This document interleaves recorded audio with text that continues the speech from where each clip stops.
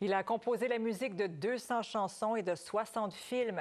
François Dompierre s'offre maintenant un requiem en 12 tableaux, une réflexion sur la mort qu'il livre dans la beauté à l'occasion de ses 80 ans. Louis-Philippe Ouimet a passé 5 minutes en sa compagnie. François Dompierre, pour vos 80 ans, vous vous faites tout un cadeau, un requiem. Oui. Avec un grand orchestre, Oui. dirigé par Francis Chouanière. Oui. Un requiem, 12 chants pour réfléchir sur la mort. Oui, exactement.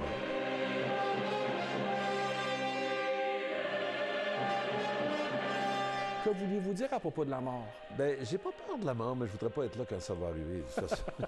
C'est une boutade de Woody Allen que j'ai toujours trouvé bon. Mais entre autres, je dis toujours que de ce temps-ci, la morosité de l'époque me portait peut-être à réfléchir à ça. Mais en fait, c'est que je portais ce projet-là en moi depuis très, très, très longtemps. Je suis un organiste. Donc, dans ma vie jeune, j'ai été entre l'âge de 12 ans et 22 ans, j'ai dû jouer 350 requiems ou chanter dans 350 requiems. J'ai connu donc toute cette liturgie de la messe des funérailles qui n'a pas bougé depuis le Concile de Trente. Je connais très bien ce corpus-là.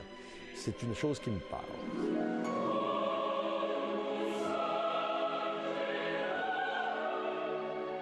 Et François Dompierre, ce requiem, il a été composé en partie en Italie. On a des images, on a la preuve ici, non? Vous êtes où, là? À Lucca, qui est une ville du nord de la Toscane. C'est pas la maison d'une de vos amies, ça? C'est pas la maison de nos amis, mais elle était là.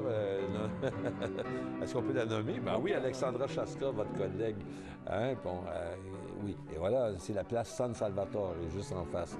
Mais je passe pas mal de temps là. Et j'ai composé une partie du requiem là, effectivement. Une partie ici aussi.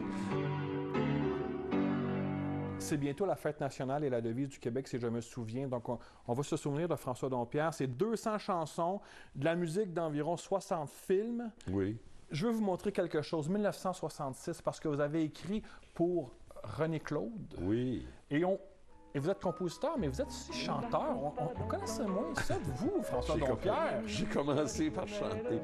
Aïe, aïe, aïe, aïe, aïe. Nous pensions des penseurs. Vous souvenez-vous de ça? Dans la Absolument, oui. Fait, nous parlions du cœur. Oh là là là là. Ça, la poésie. Quel souvenir, hein, quand même.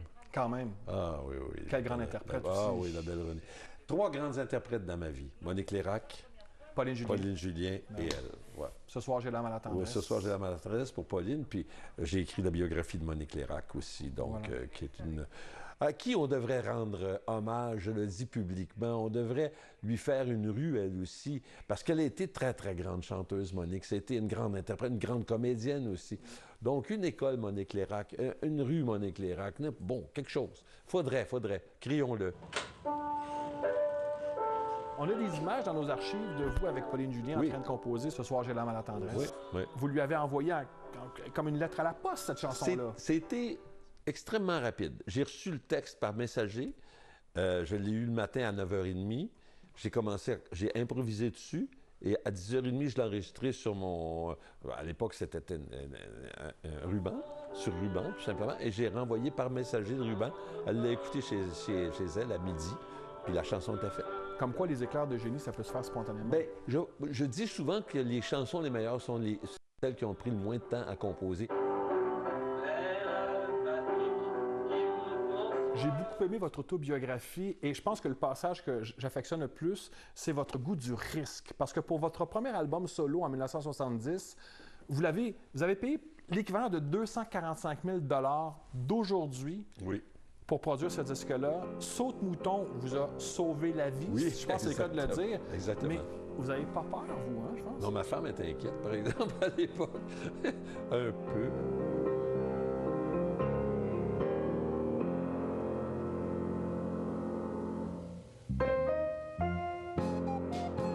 C'est-à-dire que je suis quelqu'un de très, très moment présent.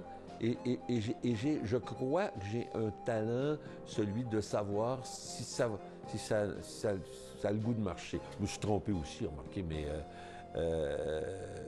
J'ai fait la même chose d'une certaine façon avec le Requiem parce que j'ai l'enregistrement qu'on va avoir au mois de septembre. On a déjà un téléchargement là, de la dernière pièce du Requiem, In Paradisum.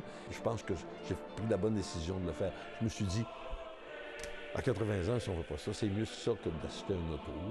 Je sais pas. Déjà, ça coûte ça, de toute façon, alors. C'est... François Dompierre, tout le meilleur avec votre Requiem. Merci beaucoup. Merci beaucoup, Louis-Philippe. Merci.